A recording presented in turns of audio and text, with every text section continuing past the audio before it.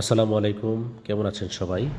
আপনাদেরকে স্বাগত জানাচ্ছি আজকের নতুন ভিডিওতে। আজকে আমি দেখাবো যে সালোক সংশ্লেষণের আলোক নিরপেক্ষ অধ্যায়ে যে প্রক্রিয়া কার্বোহাইড্রেট তৈরি হয়।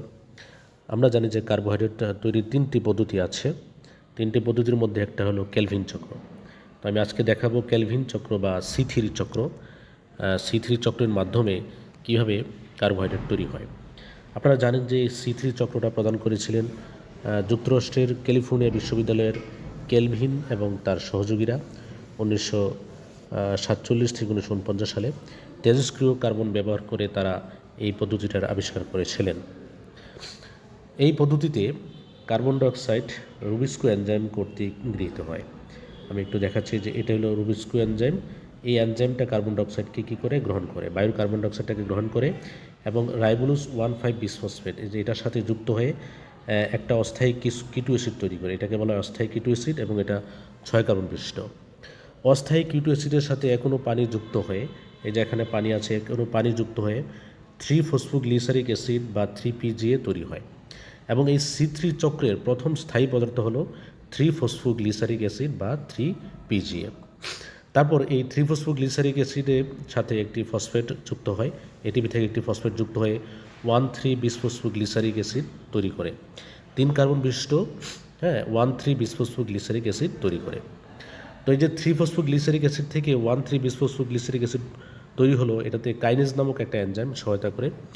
এই 1,3-বিসফসফোগ্লিসারিক অ্যাসিড থেকে পরবর্তীতে ডিহাইড্রোজেনেস এনজাইমের প্রভাবে সাহায্যে গ্লিসারিলডিহাইড 3-ফসফেট 3 কার্বন বিশিষ্ট গ্লিসারিল 3-ফসফেট একটি পদার্থ তৈরি হয় এবং এটাতে ডিহাইড্রোজেনেস এনজাইম সহায়তা করে। তারপর এই গ্লিসারিলের 3-ফসফেট থেকে আইসোমারেজ এনজাইমের সহায়তায় ডাইহাইড্রোক্সি অ্যাসিটোন 3-ফসফেট তৈরি হয়। পরবর্তীতে আমরা যদি দেখি যে এই গ্লিসারিলের 3-ফসফেট এবং অ্যাসিটোন ডাইহাইড্রোক্সি অ্যাসিটোন 3-ফসফেট এই দুইটা মিলিত হয়ে, অর্থাৎ আমি একটু দেখাচ্ছি হাইলাইটস করে, এই যে দুইটা ডাইহাইড্রোক্সি অ্যাসিটোন ফসফেট 3-ফসফেট এবং গ্লিসারিলডিহাইড 3-ফসফেট মিলিত হয়ে অ্যালডোলেজ এনজাইমের প্রভাবে তৈরি করে কি ফ্রুক্টোজ 1,6 বিসফসফেট তৈরি করে। ফ্রুক্টোজ 1,6 বিসফসফেট তৈরি করে। তারপরে যেটা উৎপাদন হয় এই ফ্রুক্টোজ 1,6 বিসফসফেট থেকে ফসফেটেজ এনজাইমের সহায়তায় ফ্রুক্টোজ 6 ফসফেটে পরিণত হয়। তারপরে এই ফ্রুক্টোজ 6 ফসফেট এবং গ্লিসারিলডিহাইড যে 3-ফসফেটটা ছিল, এই দুইটা মিলিত হয়ে কি তৈরি করে জাইলোলোজ 5-ফসফেট এবং ইরিথ্রুস 4-ফসফেটে পরিণত হয়। মানে আবারও বলছি যে ফ্রুক্টোজ 6 ফসফেটটা, এই ফ্রুক্টোজ 6 ফসফেট এবং গ্লিসারিলডিহাইড 3-ফসফেট এই দুইটা মিলিত হয়ে ট্রান্সকিটুলেজ এনজাইমের প্রভাবে, এই যে এখানে একটা এনজাইমটার নাম দেওয়া আছে ট্রান্সকিটুলেজ এনজাইমের প্রভাবে জাইলোলোজ 5-ফসফেট এবং একনু ইরিথ্রুস 4-ফসফেটে পরিণত হয়। তার পরবর্তীতে জাইলোলোজ 5-ফসফেট থেকে এপিমারেজ এনজাইমের প্রভাবে রাইবোলোজ 5-ফসফেট উৎপাদন করে। রাইবোলোজ 5-ফসফেট থেকে পরবর্তীতে কাইনেজ এনজাইমের সহায়তায় এটিপি থেকে একটি ফসফেট যুক্ত হয়ে রাইবোলোজ 1,5 বিসফসফেটে পরিণত হয়। আমি আবার একটু হাইলাইটস করে দেখাচ্ছি। এই জাইলোলোজ 5-ফসফেট থেকে পরবর্তীতে কাইনেজ এনজাইমের প্রভাবে, অর্থাৎ কাইনেজ এনজাইমের সহায়তায় রাইবোলোজ 1,5 বিসফসফেটে পরিণত হয়। এইভাবে এই চক্রটা সম্পন্ন হয় এবং এই চক্রটার মাধ্যমে কী তৈরি করে কার্বন ডাইঅক্সাইড থেকে যুক্ত হয়ে বায়ুমণ্ডলে কার্বন ডাইঅক্সাইড রুবিস্কো এনজাইম কর্তৃক গৃহীত হয়ে শেষ পর্যন্ত কার্বোহাইড্রেট তৈরি করে।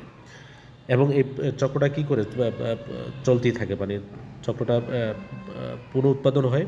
আরইউবিপি বলতে রাইবোলোজ 1,5 বিসফসফেটকে বোঝানো হয়েছে। তো এই আরইউবিপি পুনঃ উৎপাদন হয়ে চক্রটা চলতে থাকে। তো এই চক্রটা আপনাদের পরীক্ষার জন্য খুবই ইম্পর্টেন্ট। আশা করি আপনারা এই চক্রটা বারবার পড়বেন। তো আপনারা একটু খেয়াল করবেন যে প্রথম চক্র শুরু হয় বিক্রিয়া কিন্তু এখান থেকে রাইবোলোজ 1,5 বিসফসফেট থেকে, তারপরে অস্থায়ী কিটো অ্যাসিড তৈরি হয়, তারপরে 3-ফসফোগ্লিসারিক অ্যাসিড তৈরি হয়, 3-ফসফোগ্লিসারিক থেকে 1,3 বিসফসফোগ্লিসারিক অ্যাসিড, 1,3 বিসফসফোগ্লিসারিক অ্যাসিড থেকে গ্লিসারিলেট 3-ফসফেট, গ্লিসারিলেট 3-ফসফেট থেকে ডাইহাইড্রোক্সি অ্যাসিটোন 3-ফসফেট এবং এই দুইটা মিলিত হয়ে গ্লিসারিলেট 3-ফসফেট এবং অ্যাসিটোন ডাইহাইড্রোক্সি অ্যাসিটোন ফসফেট মিলিত হয়ে ফ্রুক্টোজ 1,6 বিসফসফেট, ফ্রুকটোজ 1,6 বিসফসফেট থেকে ফ্রুকটোজ 6 ফসফেট, আর এই ফ্রুকটোজ 6 ফসফেটের সাথে গ্লিসারেলিয়েট 3 ফসফেট মিলিত হয়ে তৈরি হয় জাইলুলোজ 5 ফসফেট এবং ইরিথ্রুজ 4 ফসফেট। পরবর্তীতে জাইলুলোজ থেকে তৈরি হয় রাইবোলোজ 5 বিসফসফেট, রাইবোলোজ থেকে শেষ পর্যায়ে আবারও রাইবোলোজ 1,5 বিসফসফেট তৈরি হয় এবং চক্রটা কি চলতেই থাকে। তাহলে এই ছিল C3 চক্র। এই চক্রের মাধ্যমে কি করে আলোক নিরপেক্ষ দেশ আলোক সংশ্লেষণ প্রক্রিয়ায় কার্বোহাইড্রেট তৈরি হয়। আরেকটা চক্র আছে C4 চক্র, এবার এগুলো হয় C4 উদ্ভিদে, আর এই C3 চক্রটা হয় C3 উদ্ভিদে। তো এখন প্রশ্ন আসতে পারে যে C3 উদ্ভিদ কী অথবা C3 চক্র কী। তো C3 চক্রটা হলো, যে সংজ্ঞাটা এইভাবে লিখবেন, যে যেই চক্রের প্রথম উৎপন্ন স্থায়ী পদার্থ হলো 3 ফসফোগ্লিসারিক অ্যাসিড। আপনারা একটু খেয়াল করেন, এখানে 3 ফসফোগ্লিসারিক অ্যাসিডটা আছে। এই প্রথম স্থায়ী পদার্থ 3 ফসফোগ্লিসারিক অ্যাসিড বলে এই চক্রটার নাম দেওয়া হয়েছে কি C3 চক্র। তো এই ছিল C3 চক্র। C3 চক্রটা আপনারা কয়েকবার যদি লিখে পড়েন, আশা করি আপনারা আর ভুলবেন না। তো ভিডিওটা যদি আপনাদের ভালো লাগে, লাইক, কমেন্ট এবং শেয়ার করবেন। আমি পরবর্তীতে C4 যে চক্রটা আছে C4 চক্র নিয়ে আলোচনা করব। ভিডিওটা ভালো লাগলে লাইক, কমেন্ট এবং শেয়ার করবেন। সকলকে ধন্যবাদ।